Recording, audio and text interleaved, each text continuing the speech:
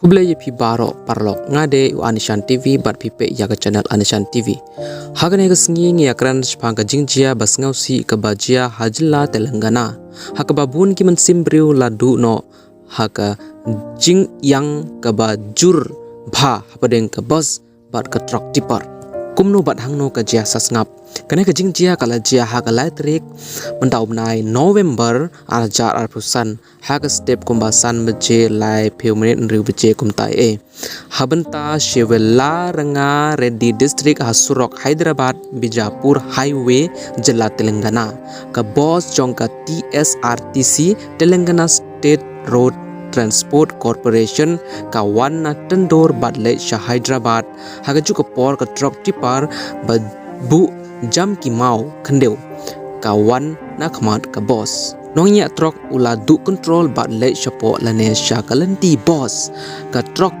kalatan rapej hau maungut ka boss namar ka truck ka bu palat put yaki mau ka jingkhia baro kala hap sha ka boss marwe ki mau kila hap halur ka roof boss bat penrung hapo kumta ki pai ba hapo labitar sej bat sha tep ka boss ru ka don palat ki nongshong bat ka surok kam don divider kabala nang penjur ya ka jingma hadu khat khandai arpheu ngut ki briu kila du yala ka jing im hagne ka jingjia kato kane ki khna ki kenthe bat ki rangba ki don lang ha ki nong yap palat khatsan ngut ki ba mansau jur bat lakit chapo hospital harut ka jaka jingjia ki pain ba bat ki pulit kila treshitom ban ot ya ka roof boss bat penlai ya ki briu ki badang sha tep hapo ki pulit ki ong ba ka truck ka overload bha bat unongnya